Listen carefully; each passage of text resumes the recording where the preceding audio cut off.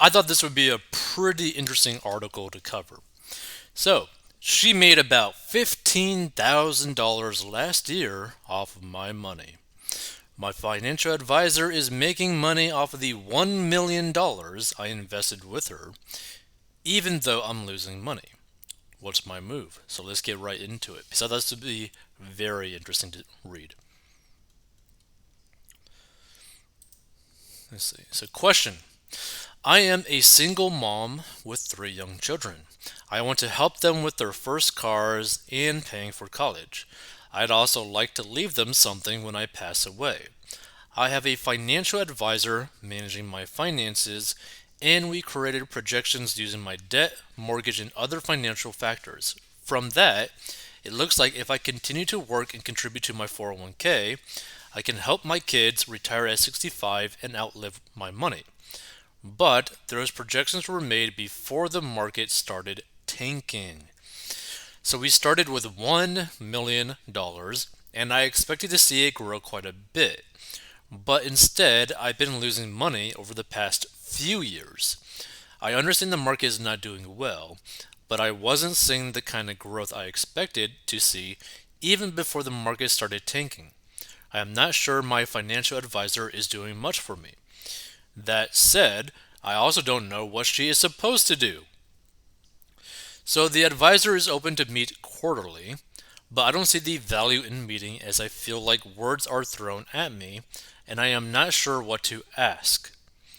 I need to know how the money is being managed, and I feel like the accounts were set up and nothing is done with them. Yet, she made about 15 grand last year off my money. What are the right questions to ask? And the fee is confusing to me. It's not a 1% flat rate. I believe on one of the buckets it's 1.5%. So I'm paying a lot, but not sure what I am getting in return. How do I know if I'm getting my money's worth? Now, here's the thing, right? My point of view, personally, right, is that if I were to hire a financial advisor, one, I would never let them manage the money, right? Especially not for a percentage, right? What I would do is spend a pretty penny to sit down and have a discussion with them about investing in general or have questions, right? I'd be willing, if I were to go to a financial advisor, I'd be willing to like pay them like $500 or maybe even a grand for like an hour, 2 hours, 3 hours of their time to get their input, right? But there's no way in hell, regardless of how much money I got, where I would allow them to just manage my money, right? Because the reality, right? No one cares more about your money than you do. Now, that being said, there's definitely billionaires out there, multi-millionaires out there, like centimillionaires who like 200, 300, 400 million that are probably got like connections to financial advisors of the really big hedge funds, etc., that might be able to like connect them with certain like opportunities that could make them way more money potentially than something like an S&P 500 index fund, right?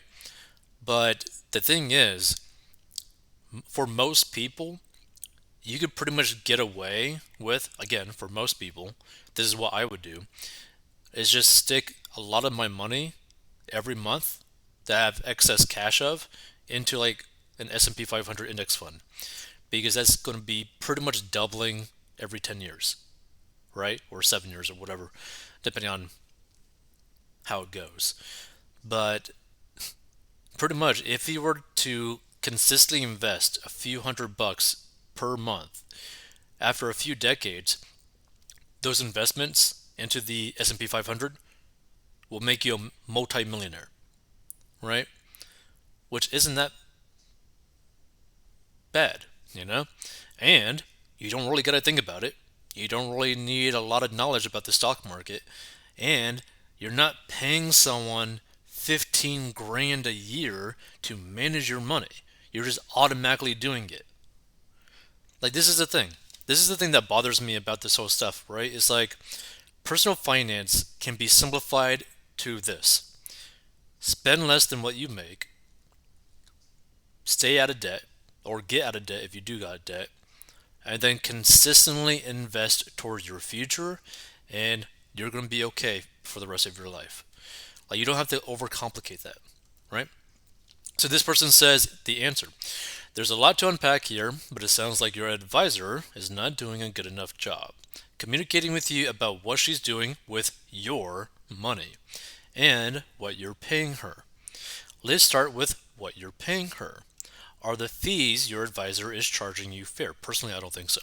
So, as it pertains to the fee, 1.5% is on the higher end of the fee scale. Most firms are closer to the 1% range, or in some cases a little less, says certified financial planner Joe Favorito at Landmark Wealth Management. Looking for a new. So, note this too. Your advisor may also be earning money in another way. Besides a percentage of assets under management from you, indeed, if the advisor is not a fee only advisor and instead is fee based and earning her fee from selling you something, she may also be compensated as part of the investment product sales, says Favorito. That he adds, can create a conflict of interest and potentially drive up the internal expenses that you don't see on the investments. Essentially, she may not necessarily have your best interest in mind if she knows she'll earn a hefty commission by recommending a product to you, even if it doesn't make the most sense for your situation. While it may sound surprising or unfair, it's typical for advisors to still earn their fee even if your portfolio is down. If you're working with assets under management, AUM model, they may be making less than they would if your portfolio were increasing. And if you're working under a flat fee or hourly basis, the amount you've agreed upon still stands regardless of any market volatility. Ideally, you probably want a fee-only certified financial planner. They've completed coursework, have experience, and are held to a strict code of ethics. And you can find one through the National Association of Personal Financial Advisors, or NAPFA. So, do you need a new advisor? It's a good sign that your advisor is working on budgeting, investing, and future planning with you, and that she's open to meeting quarterly. It's helpful to revisit all of that at least annually to make sure you're on a trajectory that feels promising for you. I like to equate financial planning to sailing. If you plot a course and then fall asleep in the boat without making any adjustments, you may wind up on a different continent. Minor adjustments along the way can keep you on the proper path, says Favorito. Which, I kind of agree, right? But she still seems to miss the mark in a few ways. One thing you need to hone in on is trust. It's normal to be anxious about your money given the turbulent economy, but if you don't have confidence that you're on the same page as your advisor, you should consider having a conversation with her right away. It also sounds like you're wondering whether your plans need to be adjusted to account for the bear market. Tell her your concerns. You might ask her to describe what she's doing in plainer language, and you can also request a clearer breakdown of her fee structure. Here's the thing, this is the thing that would make my skin crawl, right? If you were to hire a financial planner or a financial advisor and they couldn't tell you plainly, hey, I am going to manage your money in this way because of this reason. I'm also going to be paid in this way for this reason. It just bothers me, right? It bothers me when financial advisors do this because they could easily just take advantage of people. Because people feel scared to ask questions and whatnot, and even though it's their money. So in fact, certified financial planner James Hemphill at TGS Financial suggests you ask for written answers to these 3 questions. 1. Please describe the investment philosophy and strategy for my overall portfolio and how the strategy is different for my 2 different buckets. 2. Identify the specific vehicles used for all my portfolio dollars. 3. Provide the upfront sales charges I paid to buy each of these vehicles The back end surrender charges I'd pay if I exit the vehicles now, the expenses intrinsic to each vehicle, and the fees the advisor charges to supervise each vehicle. You should also know how your portfolio is being benchmarked. If half of your money was invested in the bond market, you wouldn't want to compare the entire portfolio to the S&P 500 stock index, which is 100% in the stock market. You'd want to have a relevant comparative benchmark for each area of the financial markets you're invested in so you can see if your portfolio is performing no worse than markets as a whole, says Favorito. Ultimately, it's important not to get too caught up in the market's short-term results.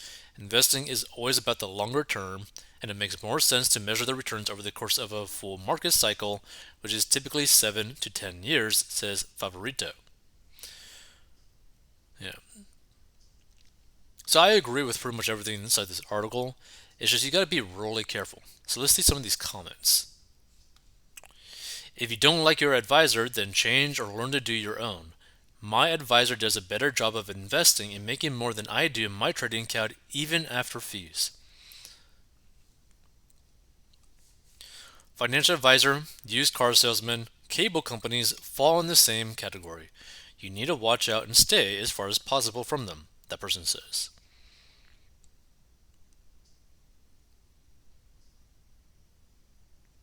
Lost money past few years. The market skyrocketed, my 401k shot up.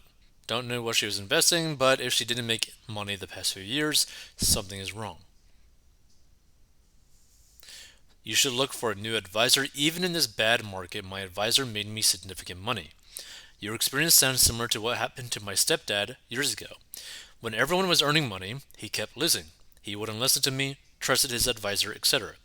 Turns out his advisor was churning his money, just reselling stocks for the percent commission. Advisor was reported as he was doing it to others but disappeared. Mm.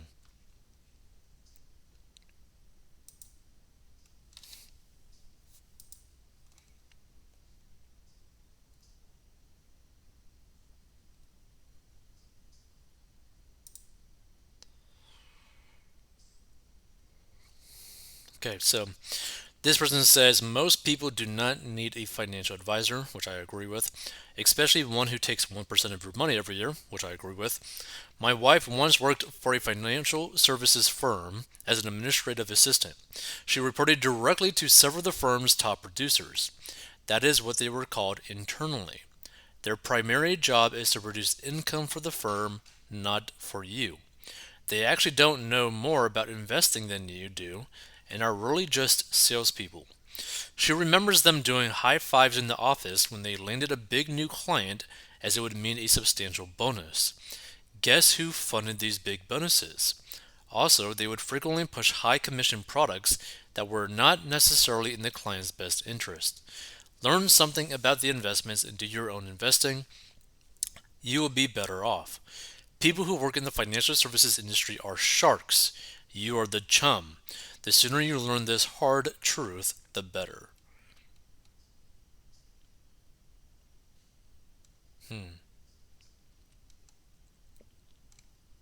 Bookies make money either way.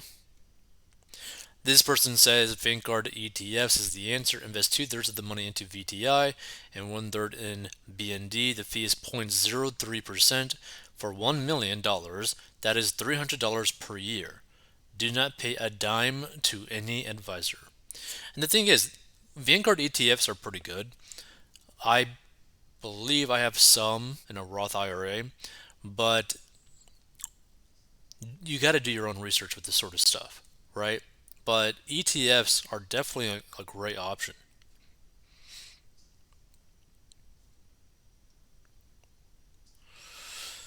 I had a CFA at Edward Jones who told me he was changing his fee structure to manage my portfolio, and it would then cost $1,850 per year to manage 200K in assets. This fee was equal to our total dividends. We said buy. Which, by the way, to put into perspective, in Robinhood right now, you could on your cash make over 4% on your money. Cash. Like every month. 4% of your money. Like, there's options out there. My advisor walks me through all the fees ahead of time, so I know exactly what I am paying. Also, what was the expected return? Expectations of performance should have been discussed. Too many people thinking earning 12 to 20% is normal. Which the thing is, like, it fluctuates, right? One year you might end up having 20%. Another year you might be like -5. Another year you might be up 10. Another year you might be down 5. Like, it just like averages to about 10, 12% depending on what you're in.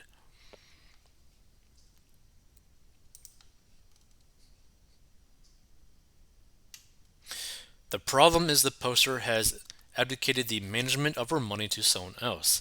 The only reason anyone needs a money manager is they don't become educated on investing. Never ever rely solely on someone else to manage your money. You need to understand the market. If I was paying anyone 15K a year to manage my money, they would sure as heck have trained me to understand everything about the market, protect yourself by learning. Which, like, it's just kind of crazy when you think about it. Like, you're losing $15,000 a year for someone who's not like to someone that you can't even trust. Like, that bothers me. Like, imagine paying someone 15 grand. Like, hey, here's 15 grand. I don't trust you, but here's 15 grand.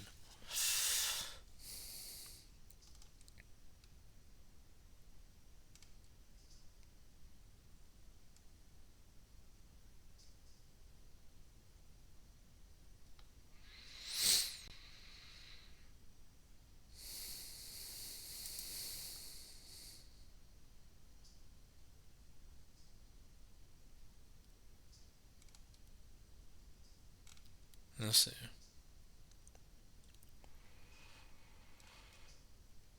Hmm.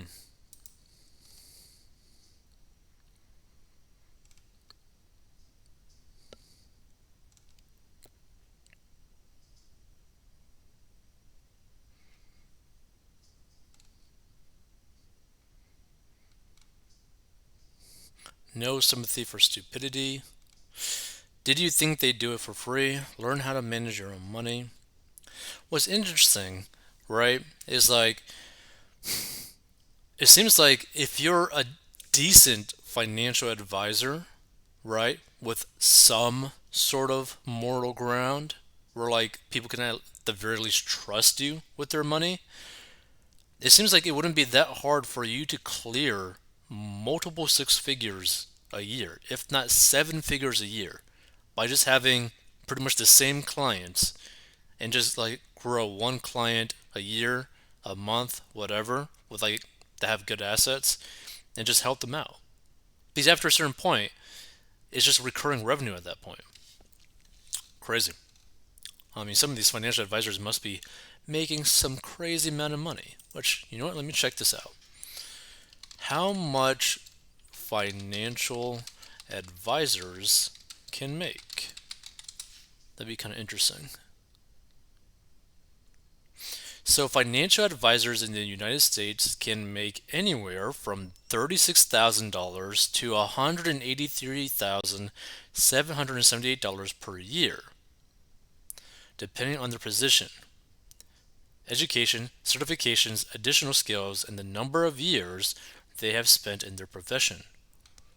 Interesting.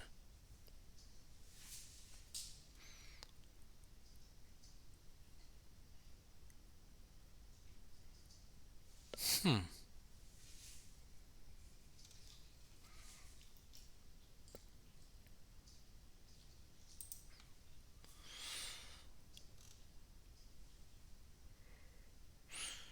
So, how much do financial advisors make in percentage terms per 100K assets under management?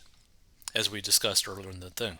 So, as an example, how much does a regular FA make per 100K of clients' money managed? First, I'd be curious to note the general average answer. Then, if you have individual stats on stocks, annuities, CDs, bonds, that would be great info too. For example, an FA puts a 100K of a client's money into an annuity. He makes X off of it for that year.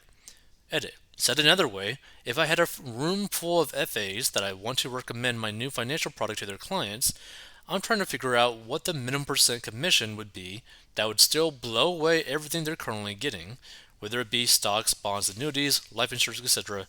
Sort of sounds like 2 to 3% per year from the comments so far. Thanks. Interesting. $426.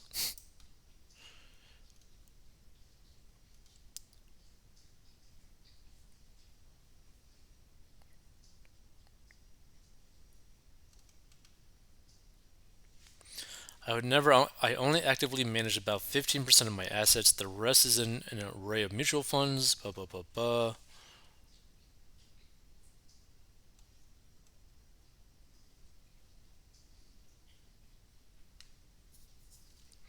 So a few factors to this, but assume an average baseline advisory fee of 1%.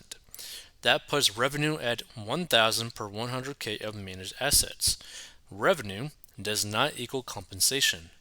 The advisor's payout comp will vary depending on the firm they work for and also their total revenue generated from all clients. Higher revenue generating advisors will earn a higher payout, say 50% of revenue, while smaller advisors will be somewhere in the 40 to 47% range. Interesting. And fees charged to clients will also scale with the size of the account. That 1% fee will drop as assets managed for a client go past 1 million and drop significantly once you get around 5 million and up. So a client with 200K invested likely pays 2K in fees, and a full grid advisor would take home 1K of that. A smaller advisor would earn the firm the same 2K in revenue, but only take home around $800.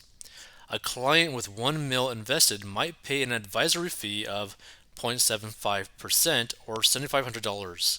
The full grid advisor takes home 3,750 of this, and again, the smaller advisor would take home a lesser amount.